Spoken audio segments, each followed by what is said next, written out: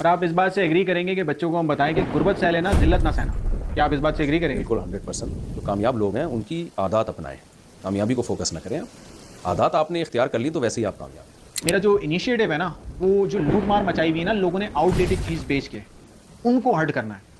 और उनको हर्ट करने का बाय प्रोडक्ट ये है कि बच्चा फ़ायदा ले लेगा उससे। कोर्स बेचने में कोई बुराई नहीं है, तालीम के लिए पैसे लेने में कोई बुराई नहीं है, मैं भी उसे बुरा नहीं समझता। लेकिन कोई पुरानी चीज़ पढ़ाना जो काम ही नहीं कर रही और फिर लूट मार करना और फिर मायूस करना कौम को, ये मेन इनिशिएटिव है। बहुत से लोग ये भी कह रहे हैं कि आज ये फ्री दे रहा है, कल पैसे ले लेगा। और बहुत से लोग ये भी बदनाम कर रहे हैं क्योंकि ये फ्री है, ये इतना अच्छा नहीं होगा।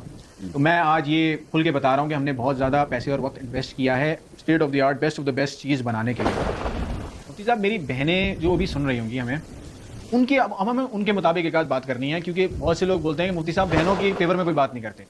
आदमी में ऐसी कौन सी खूबियाँ होनी चाहिए कि वो डिजर्व करे कि उसको 4 औरतें मिल जाए? नहीं एक्सेप्ट कर रहे थे।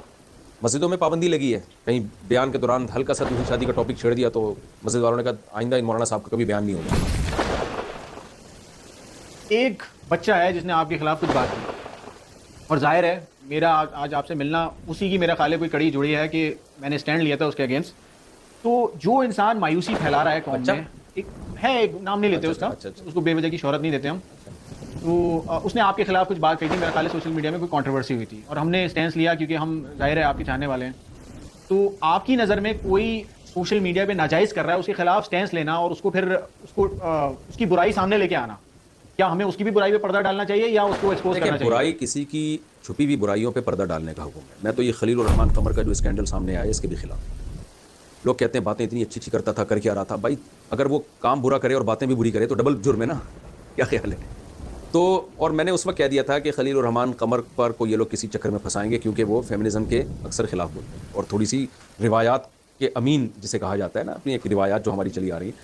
तो इंसान है, गलती हुई खलील उर रहमान साहब से, मैं उस गलती में उनको नहीं कह रहा कि वो, लेकिन जिस तरह मीडिया पे उछाला गया, शरीयत में हुक्म यह है कि लोगों की पर्सनल चीज़ों को, उनके ज़ाती मामलात को छुपाया जाए, दबाया जाए। अल्लाह ताला सत्तार है, सत्तारी को पसंद करता है।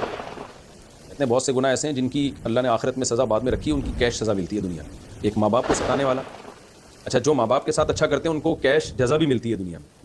जो जिन्होंने अपने माँ बाप को खुश किया होता है ना, खिदमतें की होती हैं, तो उनको दुनिया में अल्लाह बहुत ज़्यादा नवाजते भी हैं।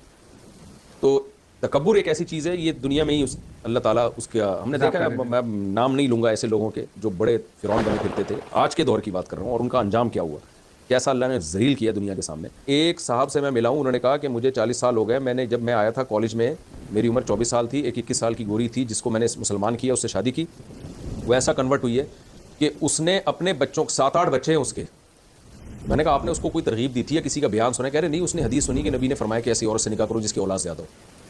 तो वो अंग्रेज़, वहीं के अमेरिकन नेशनल, कह रहे उसने कहा कि मैं नस्ल बढ़ाऊंगी। कह रहे मेरे बेटे, सब उनके बेटों से मैं मिला, सबके माशाल्लाह मुतशर्रे, और बेटियां, उनके घर का माहौल बड़ा ज़बरदस्त। यानी उस गोरी ने अपने ख़ानदानी निज़ाम को मजबूत किया। उसने कहा मैं जॉब नहीं करूँगी, जॉब तुम करोगे, मैं घर संभालूंगी। कह रहे इतनी अच्छी मुझे एक अंग्रेज़ लड़की मिल गई, जो ऐसी तो हमारे गाँव देहातों की आजकल ख़वातीन नहीं होती। लोगों को हम लीड जनरेशन और बाहर से क्लाइंट कैसे पकड़ना ये सिखा रहे हैं। जैसे अमेज़ॉन का कोर्स है, शॉपिफाई का कोर्स है, टिकटॉक शॉप का कोर्स है, वीडियो एडिटिंग का कोर्स है और दीगर फ्रीलांसिंग सर्विसेज हैं। यहाँ बहुत से बच्चे तो वो जानते ही नहीं है, लेकिन जो जानते भी हैं ना, उनको ये नहीं पता कि इसे यूटिलाइज कैसे करना है। कहाँ से आप लिंक्डइन पे या इंस्टाग्राम पे किसी को अप्रोच करें और उसे 2-3 महीने की कॉन्वर्सेशन के बाद कन्विंस करें कि वो आपसे काम कराएं। ये चीज़ पे हमारा बहुत ज़्यादा फोकस है। वो इंटरनेट पे आके गलत गलत चीज़ें, गाड़ियाँ दिखाते हैं, गालम गलौज करते हैं और बुरा एक इमेज दिखाते हैं, और लोगों को है ना आजकल विलन ज़्यादा अट्रैक्ट करते हैं। आप जब अपने तकलीफ वाले रिलेटिव के घर जाते हैं ना, कोई हॉस्पिटल से आए या कोई गरीब है, किसी के पास अफोर्ड नहीं कर सकता चीज़ें, तो आप अपनी बेस्ट घड़ी पहन के नहीं जाते। आप उनके पास ऐसे जाते हैं कि उनको ये ना लगे, एहसास कमतरी का शिकार ना हो। तो एक जो मायूसी फैलाई जा रही है ना, उसके खिलाफ मैंने ये स्टैंस लिया है कि मायूसी ख़त्म करनी है, उस यकीन पर उठना है कि मैं कर सकता हूँ तो तुम भी कर सकते हो।